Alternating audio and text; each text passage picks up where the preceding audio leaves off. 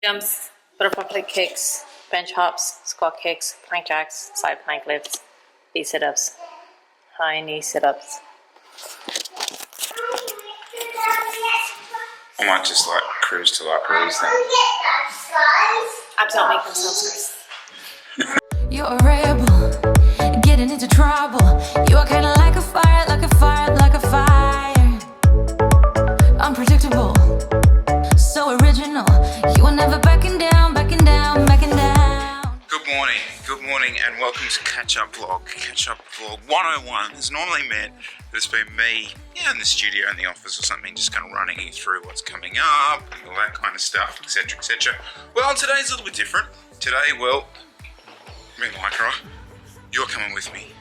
We're heading on bikes and we're on a little camera. So we're going to be on the, what's it called? We're on the HX99. So this is the camera, guys, that I was running down in Tassie. So people in front of me crashed and then I went into the back of them. Let's go. And we're away. Dura Bright. Well, guys, what a race. Oh man, what a race that is, guys. Look, you heard it here first. Next year I'm targeting that race. Next year I'm getting the team to target that race. It deserves it. It deserves that kind of preparation. Like chatting to Jesse Featonby afterwards, the winner.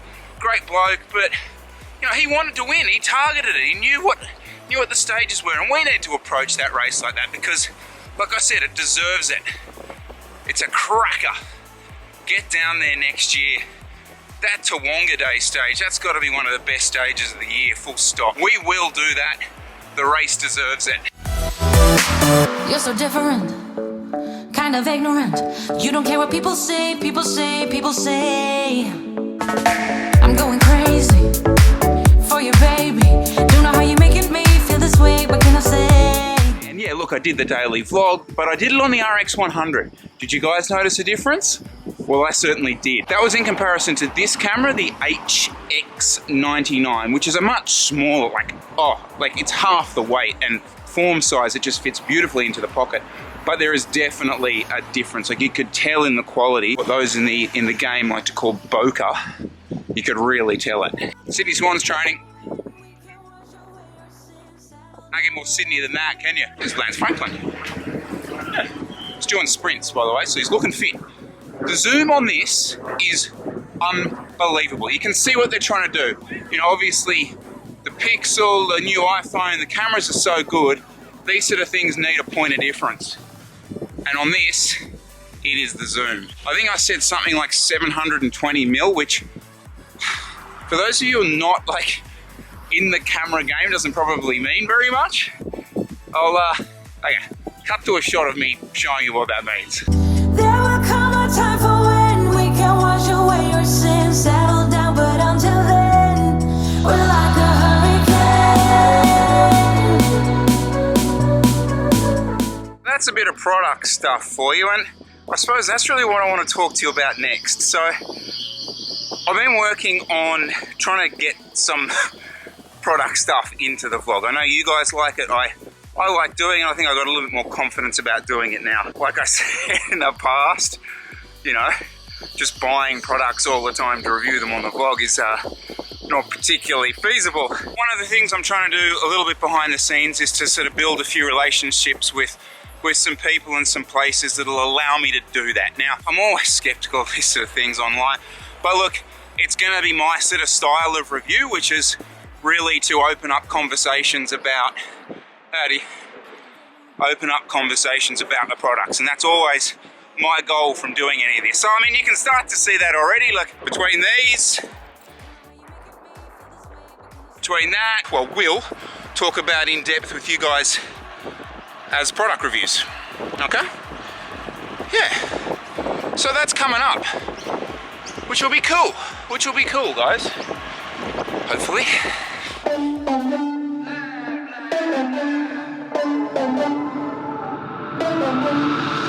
For the record, I'm done trying to make y'all comfortable.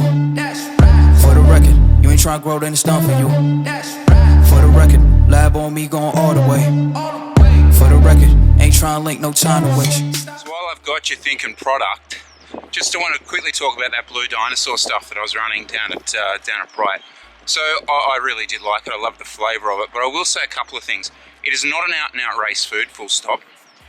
Like a standalone race food. Reason for that is, well, for me, probably doesn't contain enough sugar, a little bit too fatty. What I will say is, as a training tool, fantastic. I find it's very, what's the right word? I think, is satiating a word? Like, it starves off that bonk feeling brilliantly. So if that's something you struggle with, I genuinely think that it's a super product for it. Like, in terms of what's in it.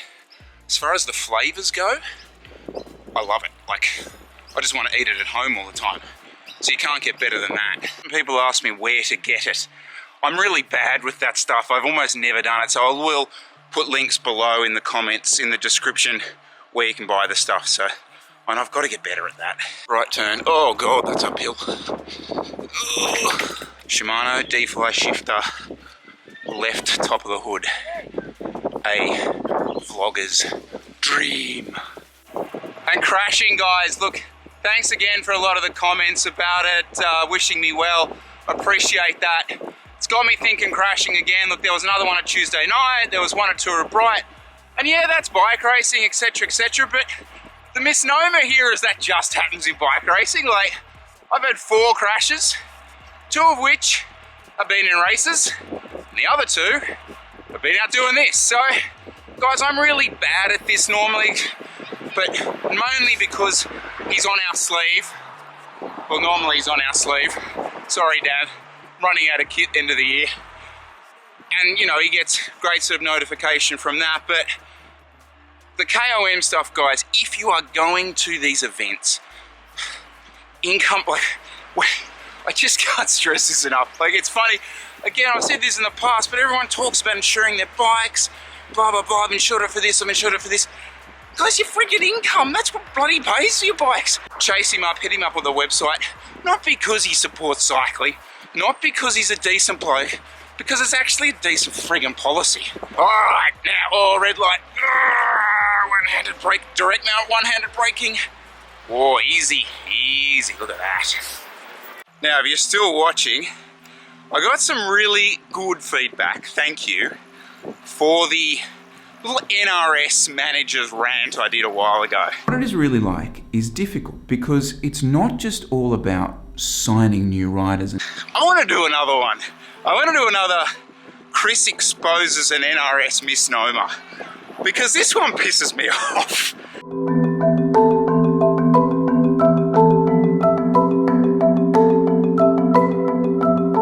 Okay, I stopped. So easily the biggest question I get asked is equipment, gear, what we run, or like what did we pay for it? And I love, you see the comments underneath, things like, oh, they crashed, I'll just get a new one.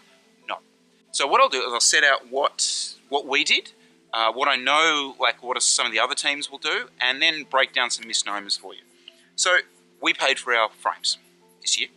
Yes, we got a discount, but I would probably hazard a guess the discount was not much more than if you walked into a bike shop and asked for 20 Bianchi frames. GROUPSET again, we got a discount. I would say we got a heavy discount on things like what I would call probably like incidentals, like chains, cassettes, that sort of stuff. But as far as like the big ticket items go, like the derailleurs, the hoods, guys, just, you know, it was a discount, but again, like bulk discount type pricing, okay?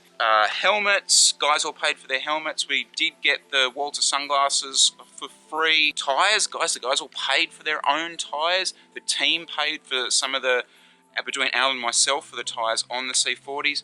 Race wheels, guys all paid for those, which brings me on to the second point, which is something called a rider contribution. $500 can be $5,000.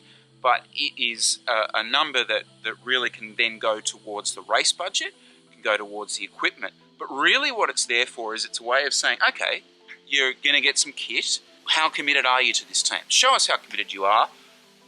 Put your money where your mouth is. Another thing other teams can do is something called invoice their gear, which means at the beginning of the year you might pay for half of a product, for half of a frame, and at the end you pay for the other half. And so it splits the bill. The theory there is that at the end of the year you pay that second half and then you sell the frame.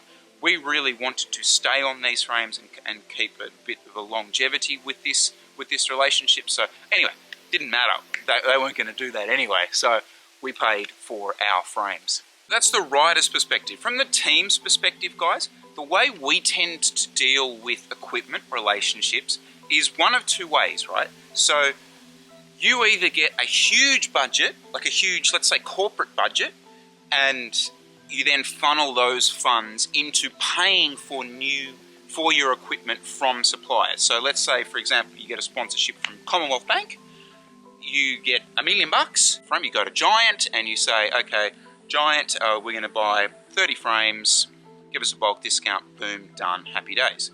The other way, which is more of a way we're approaching it, is relationships specifically with the suppliers. We don't have the big corporate dollar, but what we do have is really good relationships with the people in the cycling industry. So therefore, we can cut our costs with the suppliers themselves. And is there more longevity in that? I don't know, but that's obviously a little bit to do with this because, you know, we are very good at this sort of space, and it's good for the cycling brands to be seen in it. So, and just following on what I was saying about that sort of chicken and egg thing in the other vlog, is like this giant chicken and egg situation. And again, it's really hard to be 100% honest and accurate about it because you're making these negotiations, these discussions back in June and July.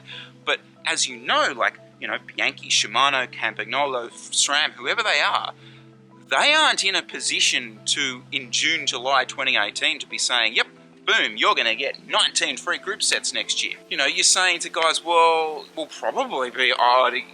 So it's a really, really difficult position to put the teams in because you're having to say things, and this I have to be careful about this because I don't want to say lying because you're not. It's like any negotiation, but you are in a position where you're trying to be as truthful and honest and accurate with riders about what the plans are, but you can't put a figure on it, a number on it just yet. Do you know what I mean? And it is really frustrating from my perspective, and it's still really frustrating. And it's a difficult thing for riders this time of year as well because they can get whacked with, like, you know, let's say a lot of things fall through. Let's say instead of Mercedes falling through, it was Bianchi falling through, okay? And then all of a sudden the riders that are lumped with, oh, we're changing bikes, oh, we're getting a new bike, oh, I've got to get my new license, oh, I've got to do this. It's very difficult.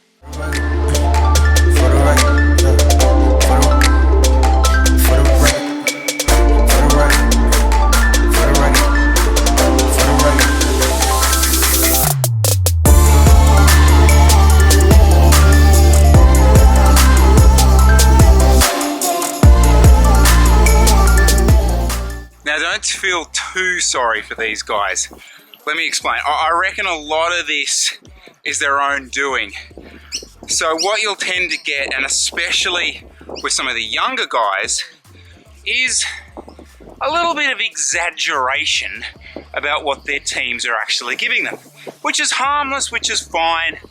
But the problem is it sets the bar, it sets the expectation for the guys who don't know that, don't see that, as, well, false. We've seen it quite a few times with guys when they've applied for the team, we've told them what the situation is, and they've gone, oh, I can get some better somewhere else. No, they can't. You know that post, that kind of new bike day, or thanks to so-and-so for this stuff, which is great for sponsors, but young guys don't see that in what it is, and what it is this is a great product, thanks for helping us out. They didn't get it for free, guys. They paid for it. Little secret. All those new kit days, new bike days, oh, thanks to so-and-so. Just, especially to the young guys, just take it with a grain of salt, right? I hope that wasn't too harsh on the little kiddies. Oh, I don't want it to come across like that. Like, I know you guys take this in the right light. And look, the reason I started this vlog is to talk about the team and how the team develops and what we you know, all the challenges that we face as it goes along. And I can point them out to you because I don't really think anyone else is. So, no, I think you're taking the right light. Been a little too nice for y'all. Now I gotta up price on y'all. Snake eyes on dice for y'all. Shoulders on ice for y'all. A6 all the hate. I won't get a ball today. Got lost in the ball and A's. I'm flipping the bars, I'm flipping the. On record, off record, I still count wins when they doubt it. On record, off record, I let them take advantage. I was wildin'. On record, off record deals. Tell them talk to Colin. Angus Wilson gives me a bit of shit for my B-roll Anzac Bridge footage. Boom. Beat that, Wilson. From this. And just like we're sort of building sponsors and all that kind of thing, another whole part of this, you know, and you guys have seen, like on the NeuroKOM page at the moment, we're announcing new signings and that's really cool. But the other part of the new signing stuff is guys leave, guys move on. And yeah, look, this guy's pretty special. Like he is what, I've said this to you in the past, like he embodies our team, he embodies everything we stand for. Not going to blow too much smoke up his ass. He's just a really good bloke and an awesome bike rider. And he's such a good bike rider that a really good Continental team want him to ride for them next year, which is just fantastic. So we're stoked for him. He's up from a certain southern island state, and we're going to say goodbye to him. Okay. Oh man.